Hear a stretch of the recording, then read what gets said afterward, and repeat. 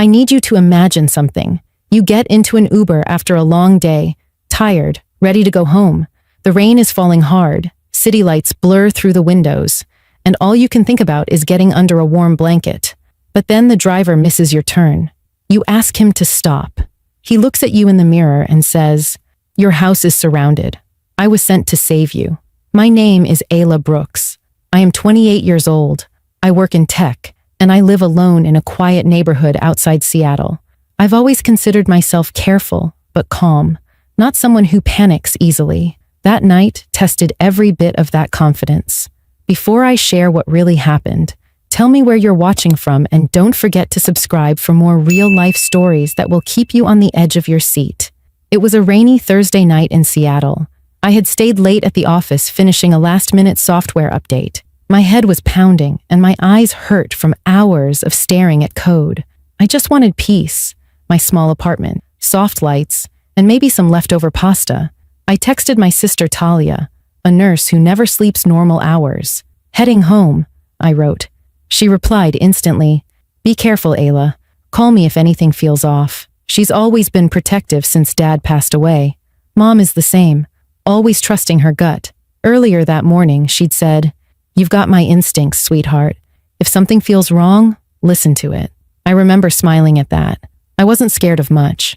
I lived in a safe area, worked hard, minded my own business.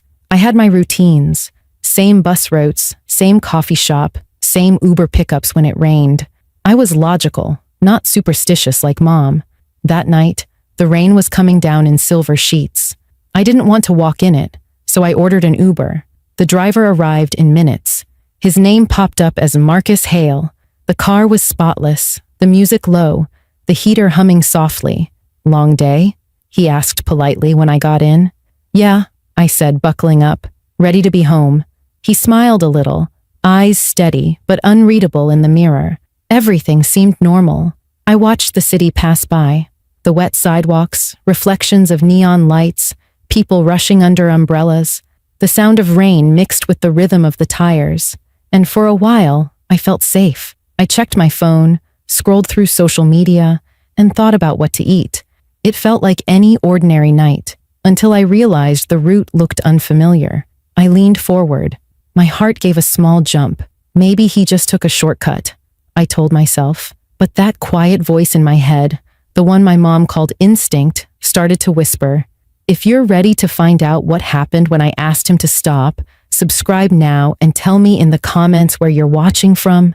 I stared out of the window, watching the familiar streets fade behind us, and a sharp uneasiness settled in my chest. We were supposed to turn right 2 blocks ago. I knew my route, home by heart. Every tree, every old brick building, every gas station that glowed like a small beacon on rainy nights. Instead, the car rolled past my turn without slowing. My heartbeat picked up. I leaned forward, trying to sound calm. "Hey, you missed my street," I said, forcing a polite tone. Marcus kept his eyes on the road. "I know," he answered. Just those 2 words. No explanation. No apology. My back stiffened and a nervous chill spread down my arms. I swallowed. "Well, you need to turn around. My street is back there." He didn't respond. His hands tightened on the steering wheel. The windshield wipers beat fast, matching the rhythm of my breathing as anxiety crept in like cold air under a door. For a few seconds, I froze, trying to rationalize it. Maybe he was avoiding traffic. Maybe the GPS updated, but there was no traffic, and my phone map still showed the original route. I lowered my voice, attempting calm again. "Can you pull over?" "No," he said. "Not yet." Those words dropped into my stomach like a stone. My fingers started shaking. I quickly opened my Uber app to report a wrong route or cancel, but it glitched and froze. The location marker spun as if the signal had been cut. I turned my screen to him. "The route isn't right. Please stop the car." He didn't look at me. His voice stayed steady. "I can't let you go home right now." A wave of fear washed over me. I gripped the door handle. It clicked, locked. My throat tightened. That was when panic tried its hardest to take over. Every true crime video I'd ever accidentally watched online came rushing into my mind. Women trusting the wrong person. someone acting calm right before everything went bad. Instinct screamed inside me. I pressed back in my seat, trying not to sound desperate. Why can't I go home? Because your house isn't safe. I stared at the side of his face, searching for a sign he was joking or mistaken, but he didn't even blink. His jaw was tense, his eyes forward, like he was driving into something serious. My house is fine, I insisted, voice shaking. Turn around right now. He exhaled hard, almost like he was wrestling with a truth he didn't want to share. If you go home, he said, something will happen to you. I'm trying to help. Help. The word made my skin crawl instead of comforting me. A stranger claiming to protect you without proof doesn't feel safe. It feels like a trap. I glanced around the car. No child lock button on my door. No window switches that I could find. My hands moved slowly to my bag, searching for my pepper spray. I quietly opened my messages and typed fast. Something's wrong. He isn't stopping. I hit send to my sister, but a red exclamation mark popped up. Message failed. My stomach dropped. No signal. No way to call for help. I pressed harder. Pull over. I'm not going to ask again. That was when he finally looked at me. Not angry. Not frantic, but deadly serious. Ayla, listen to me. Your house is being watched. I was sent to get you out before they move in. I froze. He knew my name. He knew my house. He said they. Who were they? My hands trembled. Every instinct screamed danger, but another part of me, the rational one, whispered questions. How would he know that? Why would someone target my house? Who sent him? None of it made sense. His phone buzzed with a coded alert sound, not a normal ringtone. He glanced, jaw tightening again. That tiny detail jolted me. It didn't sound like a regular phone alert, more like a police radio ping, but fear still won inside my mind. I wasn't going to sit and trust a stranger. I shifted, ready to unbuckle and throw myself out the moment the car slowed.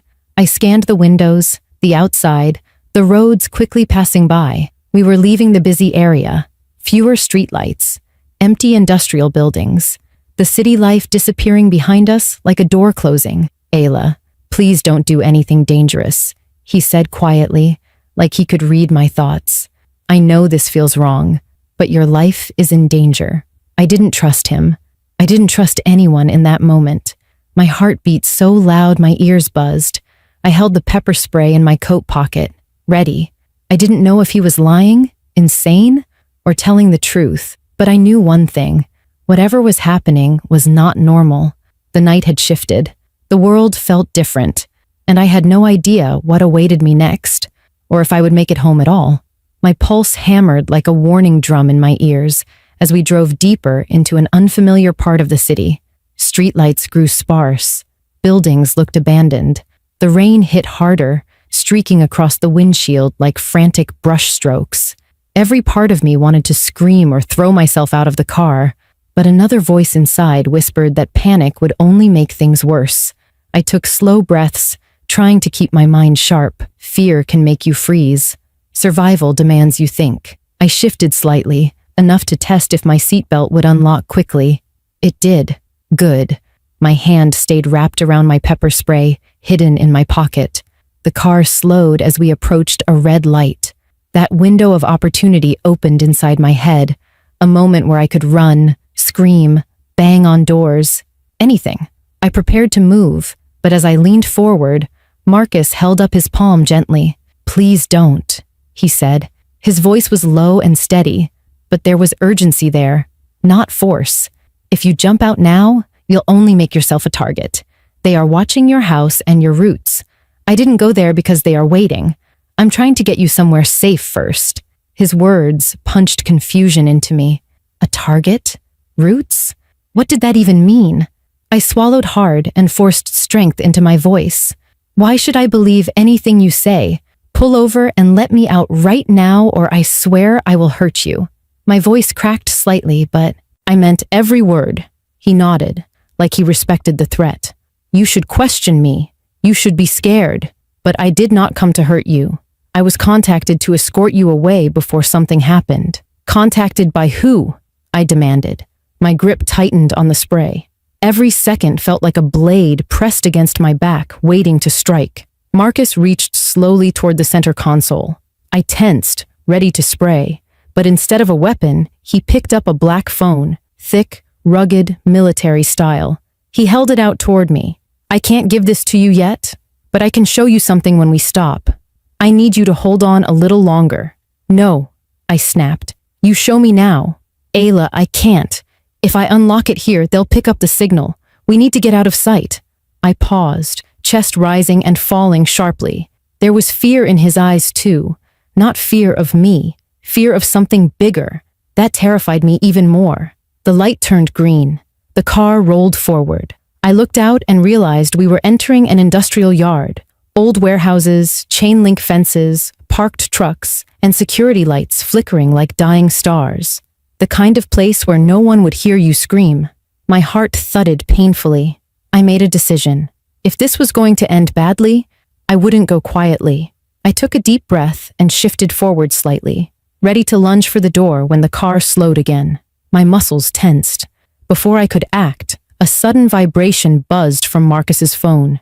He grabbed it quickly, glanced down, and a sharp breath escaped him. "We're late," he whispered. Then he turned off the car. My throat tightened. Late for what? He turned toward me, and this time his voice shook just a little. "A handoff. Someone is coming to take you the rest of the way. You'll see who sent me. I swear on my life, you are not in danger from me." My mind spun. A handoff? Rest of the way? My stomach churned. The car sat silent for a moment, engine off, rain pounding outside. I could almost hear my mother's voice. "Trust your instincts." My instinct said danger. My instinct also said something real was happening, and running blindly could be worse. I whispered to myself, "Stay alert. Don't trust. Don't freeze." Marcus lowered his tone, speaking gently but firmly. "If I wanted to hurt you, Ayla, I wouldn't have driven you out in public roads or talked to you this much. I would have done it already. I need you to decide if you want to survive or gamble." I hated that his logic made sense. Fear is heavy when truth hides behind it. I didn't know if he was a monster or a shield, but I knew running into the dark alone with no phone signal and no plan could kill me faster. The distant sound of tires splashing through puddles reached us. Headlights appeared far down the road, slowly approaching. "This is it," he murmured. I braced myself, every nerve on fire. My hand stayed ready on the spray. My legs coiled to run, if I had to. Survival mode sharpened inside me. I didn't know who was in that vehicle or what truth was waiting, but one thing was certain. My life had already changed. There was no going back to the quiet girl who thought she was safe. I stared at the approaching lights, heart pounding like a battle drum. Whatever truth was coming would either protect me or destroy me, and I was ready to fight for my life either way. The headlights grew brighter and then split into two shapes as a black SUV rolled up beside us and stopped. My whole body felt like a live wire. Marcus killed the engine, and for a moment we sat in a pool of rain and light, neither of us moving. The SUV's passenger door opened, and a man I did not know stepped out, rain soaking his coat, but his posture steady, like someone who had been through worse and kept walking. He walked to our window, and for the first time, he smiled in a small, careful way that tried to be kind and failed. "Ayla Brooks?" he asked. I managed a whisper, "Yes." He pulled a badge out from under his coat and showed it to me without the theatrics you see on TV. It was plain, not flashy, and his name on it read, Detective Rowan Pierce. His voice was calm and direct. "We'll explain on the move. Get out of the car slowly." My legs felt like jelly, but I did what he asked. Marcus opened my door and helped me step into the cold. And when I turned to look back, he gave me one last steady look like he was handing over something fragile. The detective guided me to the SUV, and a woman I recognized stood up from the back seat before I could sit. It was Talia, my sister, hair plastered to her forehead from the rain, eyes wide and raw with something that might have been guilt or relief. She closed the door behind me and reached for my hand like she might never let go. I wanted to scream questions, to demand answers, but all I could feel was that strange, split sensation of relief and terror. Inside the SUV, Detective Pierce told the story in pieces that snapped me awake. 2 hours earlier, A nurse at the hospital where Talia works had overheard a conversation between two men in a break room. They were talking in low voices about an easy house and a time window. Talia had told the nurse she thought someone was joking about a patient's address, but the nurse heard the street name, and it matched mine. She reported it to security, who alerted a detective they trusted. That detective was Rowan. He could not risk a normal patrol because whoever these men were had been watching routes and signals. They needed someone who could step in quietly, someone who could drive and keep a presence without spooking the suspects. Marcus, Rowan explained, is an ex-military driver with experience in protective extractions. He would look like a regular Uber driver, and that is exactly what he did. My breathing came faster as the pieces clicked, but I still could not breathe easily. "Why didn't you call me?" Talia asked, and her voice cracked like the edge of something breaking. She turned to me with a face I had not seen in years, raw, young, and full of fierce protectiveness.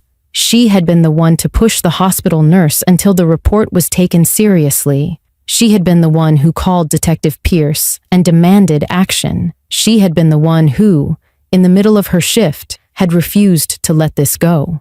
I felt my throat tighten, because the thought that she had been working in the background while I sat in ignorant comfort made me both ashamed and grateful. Rowan's phone buzzed and he glanced down, then looked up, his jaw tight.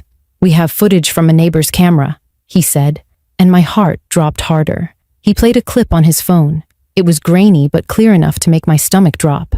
A dark figure moving around the back of my house 2 nights ago, a shadow lingering at the gate. Careful, patient. Rowan explained they found traces of cuts to an alarm box and some fresh footprints in mud. "They were preparing," he said bluntly. "They were watching routes, waiting for you to come home." Those words landed like a slap. Images that had been flickers of anxiety now had teeth. I thought of my front door, my quiet hallway, the mug I had left on the counter that afternoon, and how normal it all had felt. Talia's hand squeezed mine so hard I felt the pressure in my bones. I wanted to cry and laugh and punch a wall all at once. Marcus stayed nearby, silent, the rain making his profile look like a statue. He met my eyes, and for the first time I saw exhaustion in him, not menace. "I'm sorry you had to find out this way," he said simply. It was the most human sentence he'd offered the whole night, and for a second I believed he meant it. Detective Rowan put a gentle but urgent arm around my shoulders, like I was someone he had to keep safe until the streets were secure. He explained they would take me to a safe house for the night, interview me, and then check who might have been targeting me and why. "We don't know the motive yet," he admitted. "Sometimes it is stolen property, sometimes personal grudges, sometimes the wrong address for a criminal plan. What matters is, you are not walking into that house tonight." My mind searched for reasons. Enemies I did not know, a neighbor I'd annoyed, some random danger, but nothing fit. The detective's words about motives sounded clinical and hollow in my chest. It did not matter why yet. What mattered was the sudden reality that plans had been made against me, without my knowledge. Outside the SUV, the rain began to let up, and in the distance I could see the faint flicker of police lights. Teams working quietly at my neighborhood. Rowan's phone rang again, and he stood up to take it, then turned to Talia and me. "We will get you answers," he said, voice hardening into steel. "We will find who did this and why." Talia rested her head against my shoulder, and for the first time that night I let myself cry. Not loud, not theatrical, just a small breaking sound that released the tight knot of fear and fury in my chest. I thought of Mom and her words about instincts. I thought of all the small precautions I had ignored because they felt like overreactions.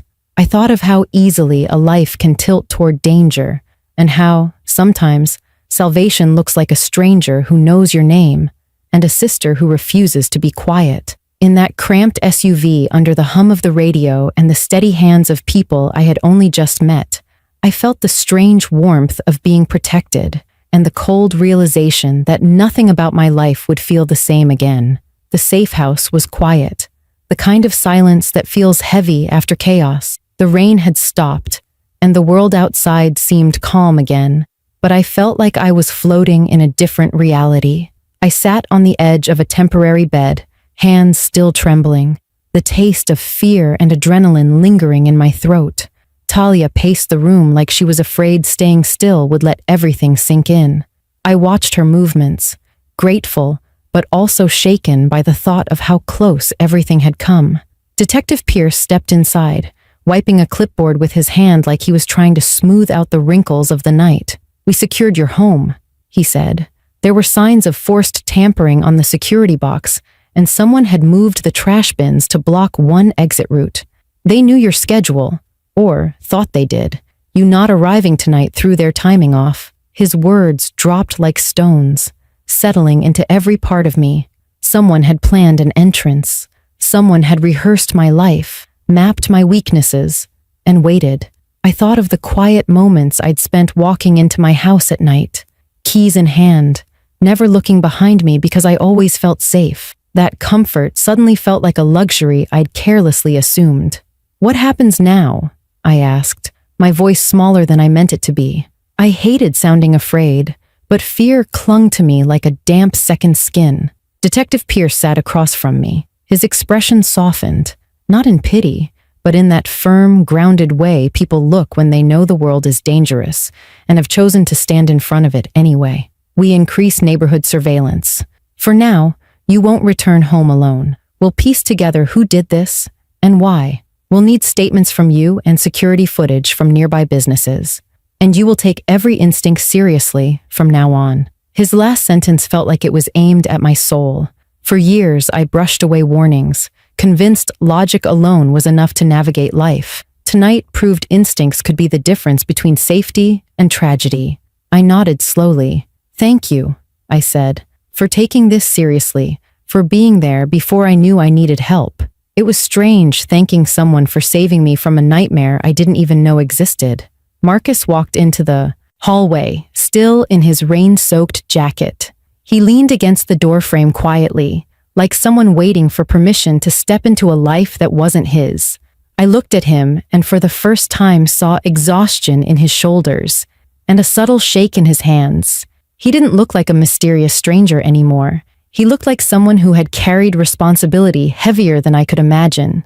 I stood up and approached him slowly. "I didn't trust you," I said honestly. "I thought the worst." He nodded without hesitation. "You did exactly what you should have done." His voice was tired but sincere. "Fear isn't weakness. Trusting the wrong person is." That sentence stayed with me. Fear wasn't weakness. It was awareness, a human alarm system, yet it was also faith that saved me. Faith in the moment when I chose not to leap out of the car into darkness. Faith in the second when the unfamiliar headlights weren't a threat, but a turning point. Talia stepped beside me and spoke to Marcus too. "Thank you. I don't know how I would have lived with myself if she didn't come home." Her voice trembled, and I saw how tightly she had been holding everything in. She wasn't just worried tonight. She was terrified. She had been holding the emotional weight of my life in her hands since the moment she overheard danger.